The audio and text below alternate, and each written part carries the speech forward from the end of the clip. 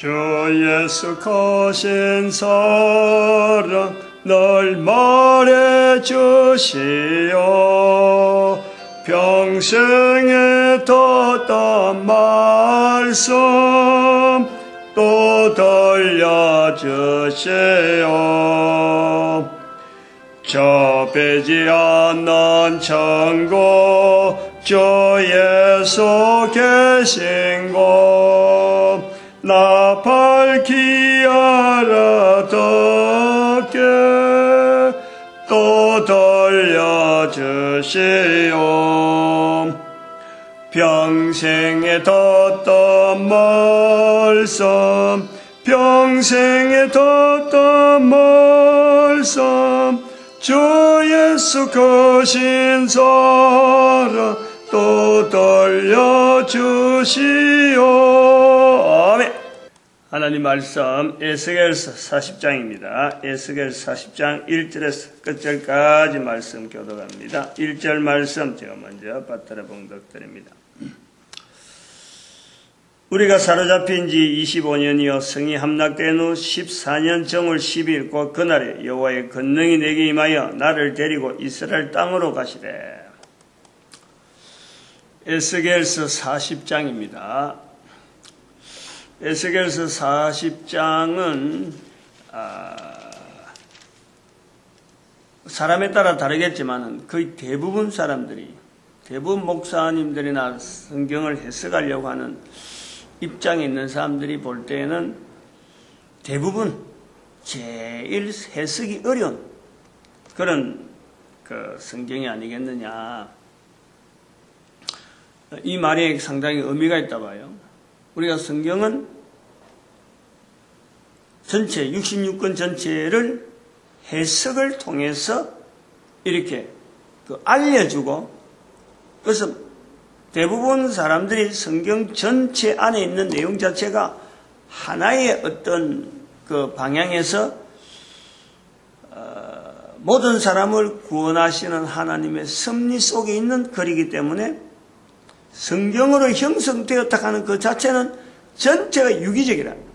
어느 하나가 뚝 떨어져서 이거는 뭐 성경에서 떨어져 있다 이런 내용은 없어요. 어쨌든 성경의 창세기 1장부터 해서 요한계시록 마지막 장까지 해서 전체적으로는 하나님께서 인간을 한 인간 자체가 구원에 이르는 데에 모든 인간 개인이 구원을 했는데 꼭 필요한 그런 말씀이면서 그 각각 떨어져 있지 않고 따로따로 뭐 독립돼서 이거는 별도로 해서 저거는 별도로 하니까 한 디모데전서 2장 4절에 있는 그 말씀 하나에 모든 해석이 이게 모아질 수 있도록 구조가 되어 있다. 제 같은 경우는 그래 본다는 거지 저는. 그리고 이것은 뭐 어느 누구든지 해석하는 형태나 여러 가지 있더라도 결국 종국적인 부분은 바로 이 부분이죠. 구약도 마찬가지, 신약도 마찬가지 여기 들어가야 되고 어느 개인이나 어느 누구나 어느 나라든지 각 지금 현재 있는 각 나라 각 민족도 다 요 해석 안에 들어가야 되는 거예요. 그런데 이제 오늘 40장 같은 이런 내용을 볼 때 어렵다 하는 내용이 예를 들어서 지금 우리 눈에 보이는 이런 건물을 이렇게 보면서 이 청량한 거거든.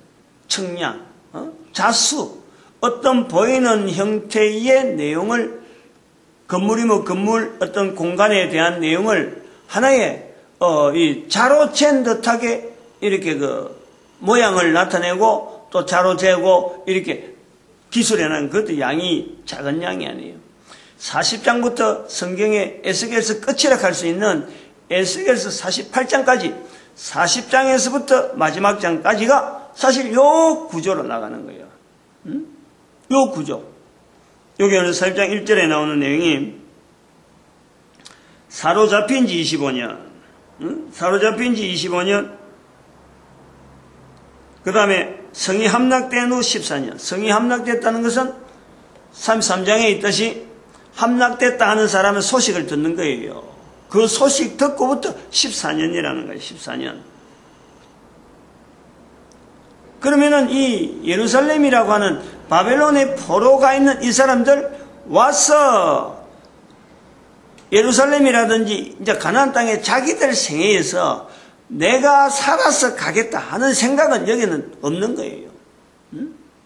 뭐 자기 혼자서 그만 털털털 하고 가려가면 포로에서 벗어나서 자기 혼자서 가려가면 가겠지. 그 기어코로 가겠거나 가야 될 이유가 없는 거예요. 왜냐하면 가족들이 다 있고 다 잡혀왔는데, 다 잡혀서 이주시켜놨는데, 부인들도 거기다가 에스겔 같은 경우는 부인이 거기다가 죽잖아요. 그런데 이 사람이 혼자서 개인이 가겠다 하면 뭐 얼마든지 뭐 어떤 가는 길은 뭐 있겠지만은, 뭐 죽자고 가면은 가겠지만, 그 가면 뭐예요? 그 나라도 없고 아무것도 없는데. 그러니까 여기 있는 사람들은, 에스겔 같은 입장에 있는 사람은 예루살렘에 가려고 하는 소망 자체가 완전히 끊어지는 그 상태로 있는 거예요. 14년 동안. 뭐 별별 생각 다 했겠지 뭐. 이스라엘을 생각하면서, 가나안 땅에 있던 이스라엘을 생각하면서 나라는 멸망됐다고 성이 함락됐다 그러는데, 성이라도 함락 안 됐으면 뭔가 기대, 또 어떤 발전되어서 자기들이 그때는 막 한 사람이라도 억지로라도 찾아가면은 그게 뭔가가 그 참 해야 될 일도 있고 먹고 살 수 있는 일이 있을 것 같다는 소망을 가질 그런 것 같으면은 되지만, 14년 지났는데 1년 지나고 2년 지나고 함락되고 난 뒤 1년 지나고 2년 지나면 뭔가 이 움틀거리는 소식이라도 들리면은 여기서도 뭔가 반응을 할 수 있는데, 함락된 지 14년. 그러니까 바벨론 포로가 있는 사람들에게는 2차 포로가 오고 이제 3차까지 왔겠죠. 3차도 왔겠지. 이 사람들에게는 더 이상 어떤 여망이 없어요. 여망이 없는데 40장부터 나오는 이 환경에 에스겔서가 가지고 있는 독특한 위치에서 이 에스겔서 기록 자체가 그렇듯이 이 성경 에스겔서 40장부터 시작되어지는 마지막 부분까지가 에스겔로 하여금 그 표현되어진 이 표현들이 참 그 에스겔서가 가지는 또 하나의 어떤 의미, 이 영향, 그러니까 해석이 어렵다 하는 부분이 바로 이 부분을 이야기를 하고 있는데, 이거는 일반 사람들이 바벨론의 포로로 갔던 이스라엘 백성이 아니면은 이 어떤 공감된 내용을 갖고 이게 같이 공감할 수 있는 이런 환경이 아니에요. 40장부터는. 특히 그 치수가 나오는데, 이 치수하고 모든 사람이 구원받아야 되는 내용하고 도대체 관계를 맺을 수가 없다니까. 관계를. 그래서 에스겔서 나중에 또 조금 뒤에 나오면은 마지막 부분쯤 가면 47장인가 그 가면은 그 동편에서 아주 물이 나오잖아. 물이. 문지방 밑에서 물이 흐르는. 요런 내용은 갖고 하나의 상징적으로 문지방, 성경의 성전의 문지방이니까 성전의 문지방에서 물이 나오고 1천척 가가지고 결국 사람 몸이 이제 거기서 붕붕 뜬다. 이런 것을 일종의 성령님의 역사다 해가지고는 사람이 자기 마음대로 못 움직이고 신앙생활을 하는 이 신앙의 어떤 정도를 이야기한 정도밖에 안 되는 거예요. 그 안에 있는 이 40장부터 시작되어져서 48장까지 있는 이 많은 내용들의 방향 자체, 해석을 어떻게 해야 되겠다는 방향 자체도 없고, 그냥 숫자 있는 거 갖고, 형상 갖고, 모양 이렇게 표현한 거 갖고, 요런 게 있었다. 그냥 현재적인 내용만 그대로 가는 거예요. 특히, 우리 같은 경우는 이 건물에 대해서 지금 여기, 40장 같은 경우는 이 건물에 대해서, 이 어떤, 참, 이 감각이 둔하는, 예를 들어서 뭐 좀 하나, 이게 설계도로 보면, 설계도라고 보는 사람도 있을 거 아니에요. 설계도라고 하는 것을 마치 보듯이 이 감각을 가진 사람도 있을 건데, 나는 또 이게 건축계통도 아니고 토목계통도 아니거든. 난 이공계통이네. 이 수치에 대해서 발달하는 내가 스스로 자부하는 나이가 60 넘었지만은, 적어도 이 분야에서는 내가 어느 누구한테 뒤지지 않을 만한 내 나름대로의 이공계통의 분야가 있는 거예요. 나이가 60 넘었으면 하나 둘 정도는 살아오면서 적어도 자기 분야가 있다니까. 이 분야만은 내가 어디에 내놔도 참 뒤지지 않는다. 지금 당장 내가 목회를 하고 있어도 그러한 요소에 내가 참 쓰임 받는다. 마치 지금이라도 일을 한다 하면은 뭐 그 분야 것처럼 내가 얼마든지 나이에 맞춰서 최대한 효율적으로 최대한 젊은 사람들처럼 어디 다른 생각이 나고 이런 옆으로 볼 눈도 없고 이 주어진 일에 대해서 그 맡겨진 어떤 일이 있으면 그게 효율 자체가 아마 어느 누구하고 비교해도요, 어지간한 사람 나이에 맞춰서 보면은 효율성으로 보면요, 그래서 그런 사람들의 프로테이지를 보면, 그래서 그런 사람들 100으로 보면은 100 몇십 프로 나는 거지. 100 몇십, 200%, 300%까지도 볼 수 있는 거예요. 연륜이 있으니까, 경력이 있고, 요거는 여러분 된다 안 된다 하는 거 뻔히 알고 지금 가기 때문에. 그런데 이 성경의 에스겔서 40장이 부담이 크 되잖아요. 성경을 모르고 읽을 때도 이런 에스겔서 40장이나 레위기 나오는 제사드린 내용 나오면 골치가 띵하지 골이. 특별히 또 마태복음 신약 성경에 마태복음에 1장에 있는 마태복음 1장 1절에서부터 쭉 나오는 아브라함과 다윗의 자손 예수 그리스도의 세계락하는 그 내용 나오면서도 그 성경 읽을 때 부담, 누가 낳고 비슷한 일이 나고 나오는데 이게 부담. 처음 읽을 때 그렇다는 거예요. 그래서 이 성경을 읽을 때 가보면은 제가 지금 느낌이 그래요. 지나온 것을 보면은 마태복음 1장 요한계시록의 사건 비슷비슷한 것이 자꾸 나오는 거. 근데 의미도 전혀 모르는 거. 또 레위기의 내용, 특별히 에스겔서 40장 이후로 나오는 이런 내용, 어떤 스토리가 아니고 어떤 연상되는 사건 위주가 아니고 딱 뭔가 정해진 것이 탁탁탁 계속 나오고 역대기상에 나오는 족보 이야기 쫙 꺼서 오는 사람들 이름이 쫙 적어놨는데, 이런 내용들의 성경에 도대체 이런 내용하고 모든 사람을 구원시키는 하나님의 섭리, 그 속에서의 성경의 자리가 도대체 무슨 관계가 있느냐. 일단 그거 자체를요, 거기에서 벗어나버리면 이게 참 성경을 읽는 데에 또 해석을 해야 되고 또 이런 내용을 서로 공감해야 될 이런 부분에서요, 이것 자체에 대한 어떤 공통적인 그게 내용이 없는 거예요. 지금 나이가 들어도 마태복음 1장이라든지 요한계시록이라든지 그 다음에 레위기나 이런 역대기상에 있는 이런 족보 이야기는요, 지금 다 내용 알아요. 다 얼마든지 그에 대한 깊은 뜻이라든지 어떤 의미 자체는 다 알아요.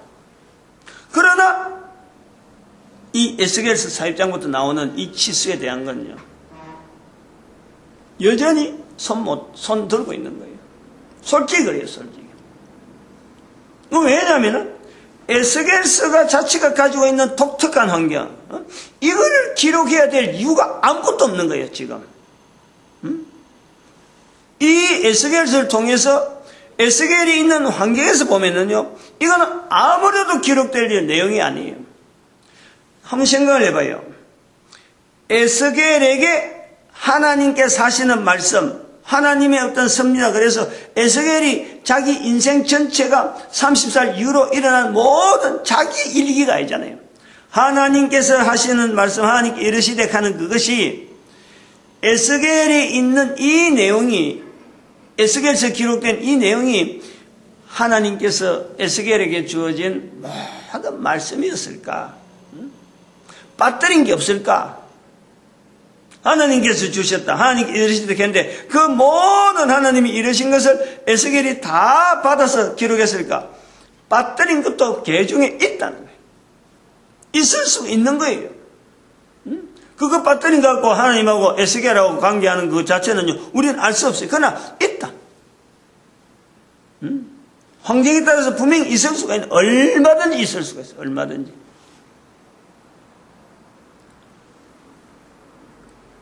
이 관계가 한번 생각을 해보는 거예요. 그런데 에스겔서 40장부터 나오는 이 내용 자체는 장이 짧은 것도 아니고 내용이 굉장히 많은데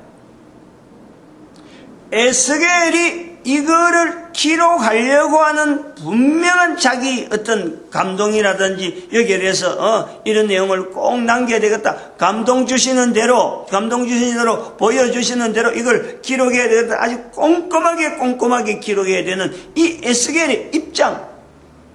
자기도 뭐 빠뜨릴 수도 기록하면서도 부분적으로도 빠뜨린 것도 있을 텐데 그렇다면 최대한으로 정확하게 분명하게 나타내는데 그게 다른 것 어떤 현상이나 이런 것 들으면 에스겔서 1장에 2장에 넘어오면서 뭐 수레바퀴하고 뭐 거기에서 짐승이 형상하고 이래 나오는 이런 현상은 그냥 뭐 같은 이렇게 하고 그냥 넘어가는 거예요. 그러나 숫자는 그게 안 되지.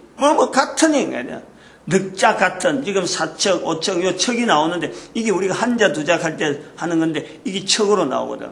한글로 요즘 우리가 쓰는 거 뭐 한자 두자 잘 안 쓰지. 응? 길이 단위로 나타나는 지금은 저런 밀리미터, 미터 하는 거는 영어적인 표현이란 말이에요. 그게 KM 길이 전에 이거 우리 전 세계가 이거 하나의 이게 표준화하는 게 있었어요. 표준화. 그걸 뭐라 하는? 오래되니까 이제 내가 뭐 상당히 이공계통을 좀 많이 떠나 있던 세월이니까 나도 이제 그런 부분을 잊어버리는데 MKS라 하던가 뭐 하여튼 그런 있어요. 호칭 도량 이 말하는데 길이라고 할 때 이제 청량하는 매척 하는 건 우리가 쓰는 것은 몇 자 요 성경에 나온 척 한자로 쓰면은 이 척으로 이렇게 쓰는데 이것이 우리가 볼 때는 이게 자로 부른다. 한자 한 30.3cm 정도. 보통 팔꿈치에서부터 유대인들의 팔꿈치는 계산하는 것은 팔꿈치에서부터 손목 끝까지 여기서 한 뼘 더 있는 거 지금 계산하는 거예요. 지금 요게 한 장은 장이라 그럴 때 한 장 그걸 한 척이라 그러는데 한 장 요걸 이야기하는 거예요. 여기서 팔꿈치에서부터 손끝까지 해서 하나 더 손바닥 많은 것이 하나 더 있다 이 말이에요. 요걸 보통 한 50cm 정도, 센치로 하면 50cm라는데 우리가 자로 하면은 30자, 한 척은 30자라, 30자. 이 척으로 해놨으니까 그걸 몇 장이라고 몇 장이 됐다, 척으로 됐다. 척은 30 정도고 장은 한 50cm 정도 되는 이런 규모로 지금 이걸 해놓은 거예요. 그렇게 어떤 치수 자체가 정확하게 했는데 이거는 우리하고는 전혀 관계없어요. 전혀 어떤 접근할 만한 내용이 안 돼요. 근데 이걸 한번 다르게 두 가지 측면에서 한번 다르게 봐야 될 내용이 있어요. 오늘 요 40장에서는 모든 사람을 구원하시는 하나님의 섭리 가운데 우리가 반드시 이 요소를 잊어버리면 안 되는 그 분명한 게 있다니까. 40장을 통해서 이 몇 장 가는 건 제가 몇 척 가는 건 도무지 저는 손 드는 거예요. 왜 성경에 북향한 문이 창문이 없고 현관이 어떻고 문을 열고 들어가는데 또 계단이 있고 이런 내용은 저는 도무지 내하고는 안 돼요. 근데 건축하는 사람들은 눈에 선하겠지.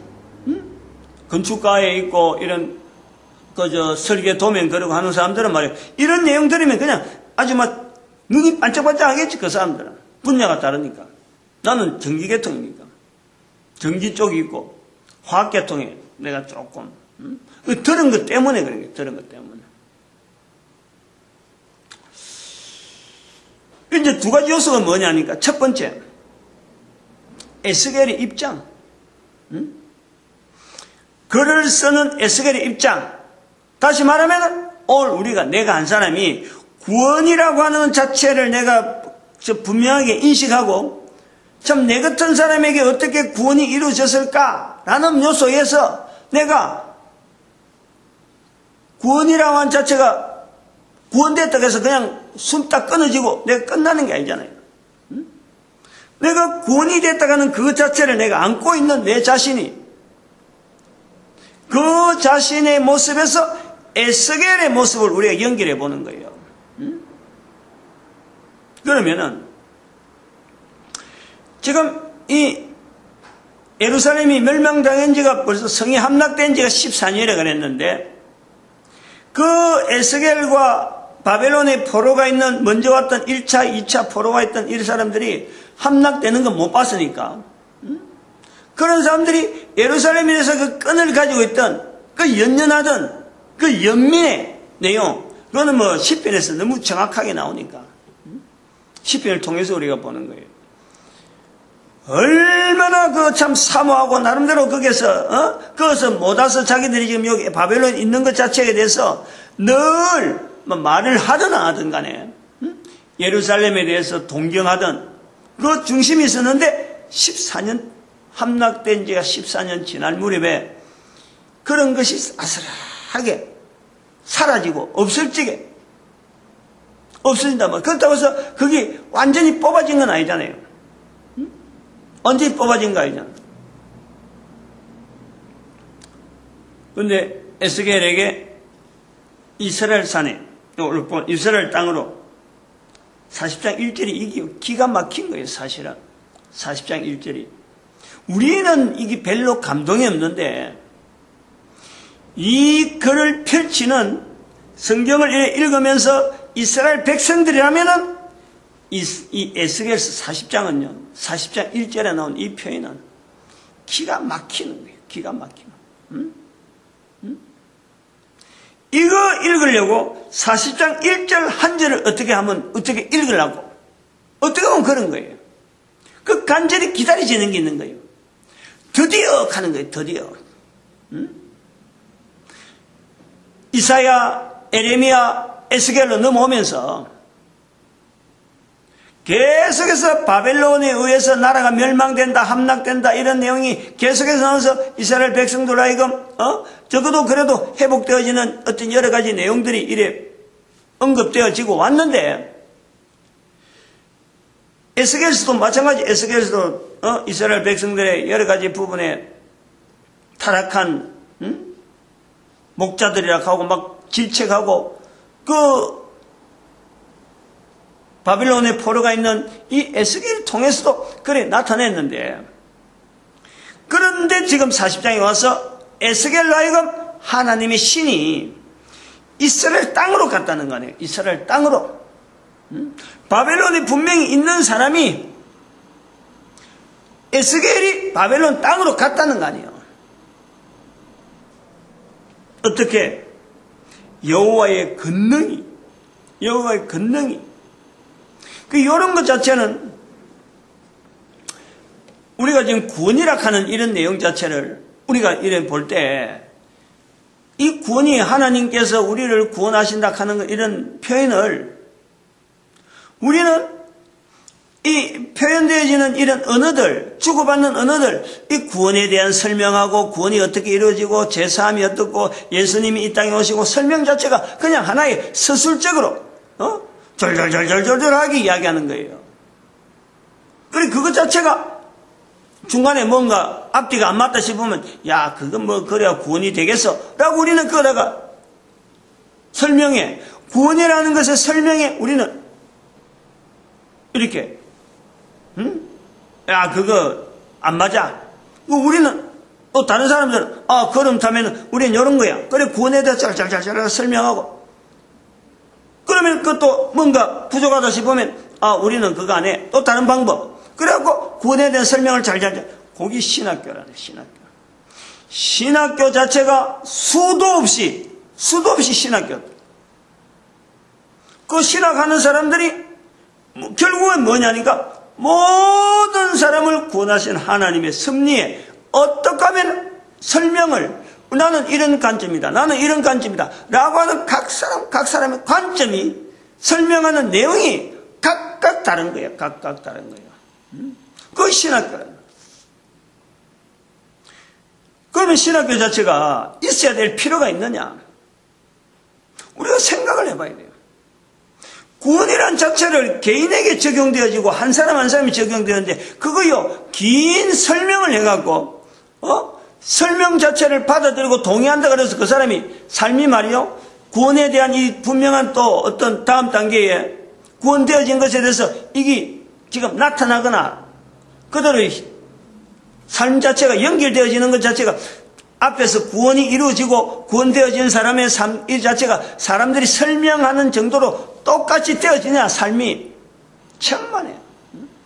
그래서 우리가 지금 우리 한국 교회가요 어려운 부분이 바로 그런 거예요. 신학교는 잔뜩 있고 목사는 잔뜩 나왔는데 각 사람들이 목사가 신학교 나와서 또 목회를 하는 과정이에요. 또 설명하는 사람 성경을 갖고 해석한 내용은요 또 각양각색이라 각양각색. 그래서 구원이라고 하는 이 성경 자체가 나타내는 구원은 하나님의 주시는 구원은 이게 일정한데 딱 하나인데 한 절인데 모든 사람이 구원받기를 바라는데 우리는 지금 가면 갈수록 쪼개져 가지고 어느 교회 어느 목사 어느 교파 어느 교단 요렇게 해서 말이야 쪼개지고 가지고 개신교 천주교 이슬람교 유대교 막 쪼개놨고 있는 거예요. 그런 식으로 우리 시각을 보고 그 사람들 구원이 있느냐 없느냐 이걸 말로서 주고받는 말로서. 그럼 여기 이스라엘 봐봐요. 그날에 여호와의 권능이 내게 임하여 나를 데리고 이스라엘 땅으로 가시니 설명을 하려면은 이 내용을 설명하려면은 여호와의 권능이 내게 임하여 나를 데리고 이스라엘 땅으로 갔다. 요거 자체를요 구원하고 같은 거예요. 우리는 느끼지 않으니까 그렇지. 우리는 구원이라고 한 내용을 만약 설명만 듣고 있어 그렇지. 이스라엘 사람들은 바벨론 포로되어 왔던 이스라엘 사람들은 에스겔을 통해서 이스라엘의 회복, 이스라엘의 구원, 이스라엘이 바라고 받은 소망, 이스라엘의 복음 그것 자체가 아닙니다. 그것 자체가 이루어지는 것이 여호와의 권능이 내게 임하여 나를 데리고 이스라엘 땅으로 가신 이게 우리 개인이 자기를 나타낼 수 있는 신학교서나 목사나 교회나 이런 여러 부분에서 구원에 대한 설명하는 내용을 들으면 장황한데 내 개인이 나는 구원받았다 내 구원에 내가 임했다 라고 하는 것은 여호와의 권능이 임하는 거예요. 여호와의 권능이 내게 임하여 나를 데리시고 구원이라고 하는 이 환경 속에 내가 머물고 있는 거예요. 머물고 있는 게랍니다. 그러니까 내가 이거를 나타내는 것 자체를 또다시 내가 구원된 것에 대해서 나타내려고 하는데 지금까지 교회와 신학교나 수많은 목사님들이 설교하는 수많은 내용을 내가 이야기를 해야 되니까 거기에 대한 부담 때문에 이야기를 못하잖아요. 그래서 구원을 나타내지 못하는 거예요. 즉 예수 그리스도를 입으로 시인하는데 오늘날의 수많은 신학이 오늘날의 수많은 목사님들의 설교가 자체가 워낙 다양하게 흩어져 있고 매주마다 또 다르고 매주가 아니라 또 수요일날 다르고 주일 저녁이 다르고 새벽 설교가 내용이 또 완전히 다른 거예요. 지난주 설교는 이랬다가 또 다음주 설교는 넣었네. 이상하게 또 앞에 부분에서 일률적으로 계속해서 막 청을 쌓고 다지고 하지 아니하고 또 매주마다 바뀌다 보니까 구원받은 개인의 자체는 하나님의 권능이 내게 임하여 나를 데리시고 이스라엘 땅이 이런 분명한 어떤 자기 감동이 있는데 말을 못하는 거예요. 예수 그리스도 신앙하는 일에 어렵단 말이에요. 요 부분이 에스겔서 40장에서 우리가 이 부분을 반드시 염두에 둬야 돼요. 그리고 그 염두라는 것 자체가 내 한 사람이라고 하는 그 자체가 에스겔의 입장에서 이 에스겔서 40장 이후로 나타나는 이 내용이에요. 우리가 한번 들어가 봐야 된다. 결국 한 사람 한 사람이다. 개인이라. 구원은 개인이면서 한 사람을 통해서 아주 보이지 않는 것 같은데 여호와의 권능이 그로 말미암아 한 사람에서 그치지 아니하고 다음 때로 연결되어지는 분명한 이어짐이 있다는 거예요. 분명한 이어짐이 있어요.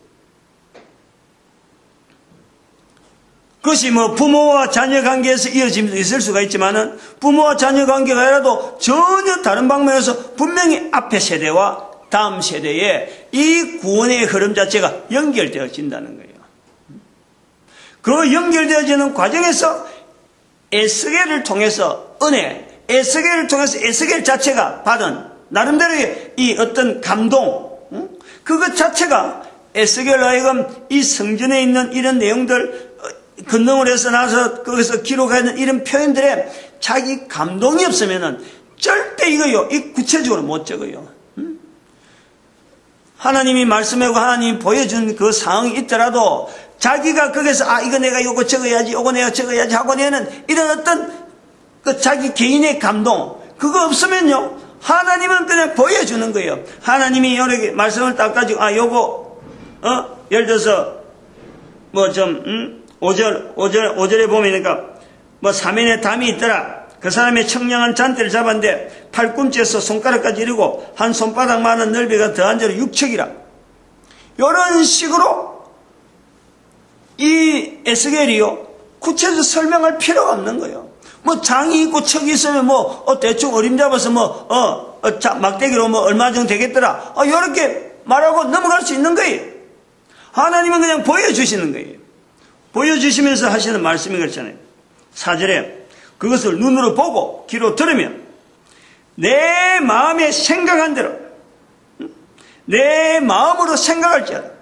그냥 자의적으로 주어진 거예요. 자의적으로.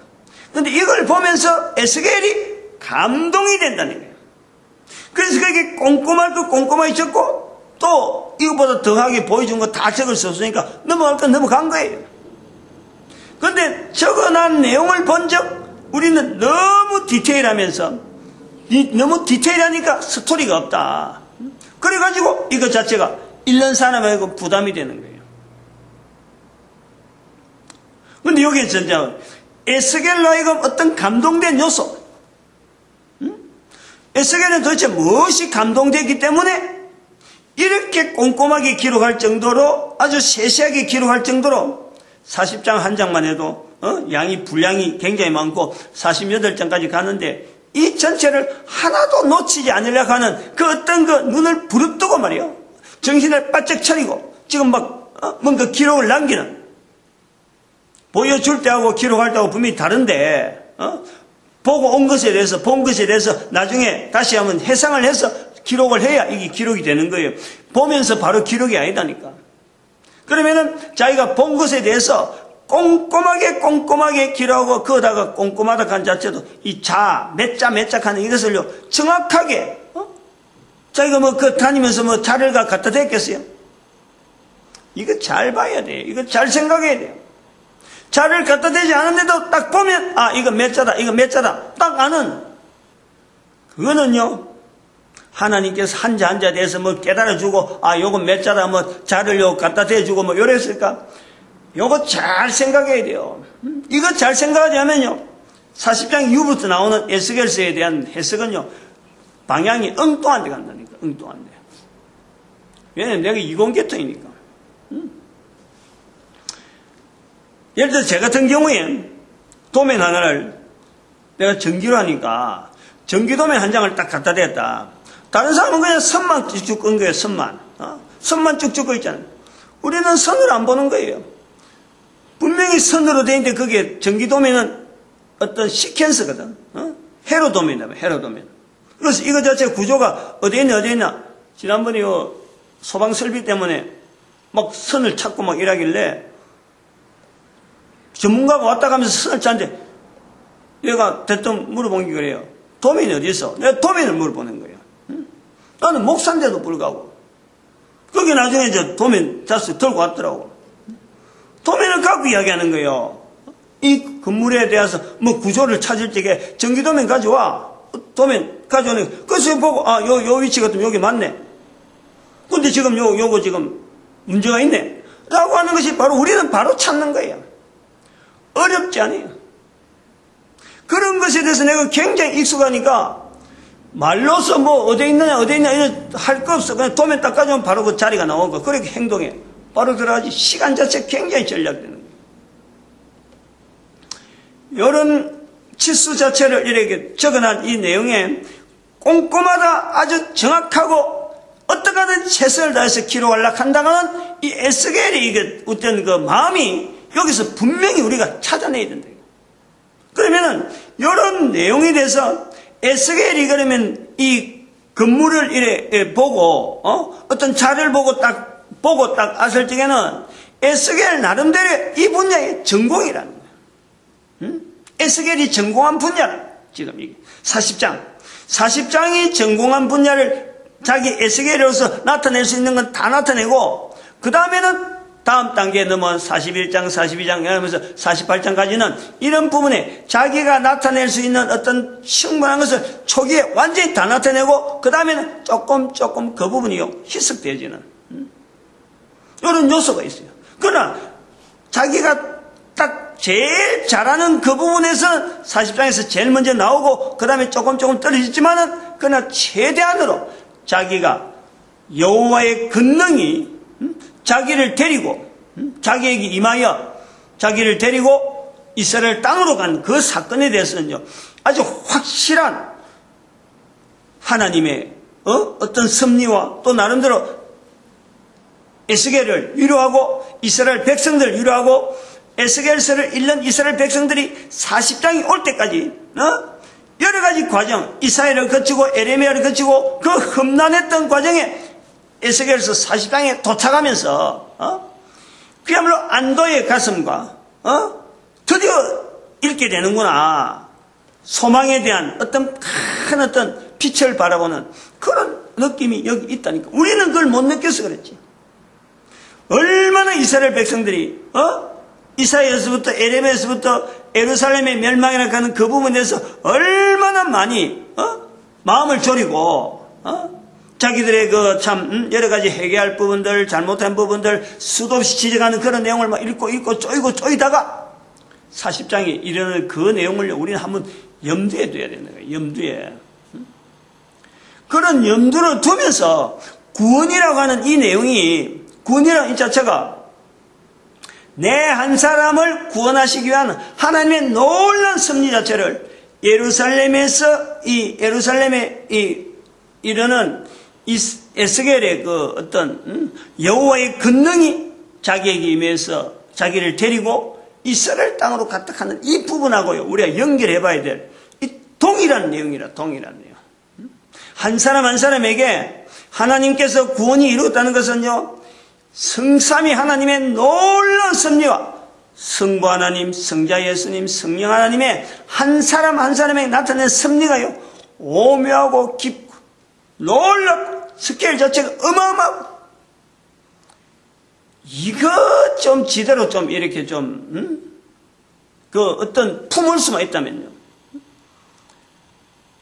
우리가 이 구원이라 하는 이런 부분을 이렇게 참 허술하게 예수님을 시인하다 하는 이런 부분에 무문무하고 주저주저하고 이럴 수가 없어요.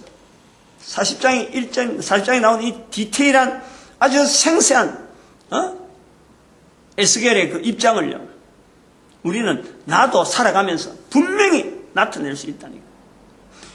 덤벙덤벙하게 세상을 살아온 내 한 사람의 삶이 아니고 구원받은 한 사람의 삶으로서 에스겔이 이스라엘 백성으로서 30년 동안 제사장으로서 훈련받고 있던 이사야, 이 에스겔. 그러나 바빌론 포로 왔는데 하나님께서 그로 하여금 선지자로 세우는 거예요.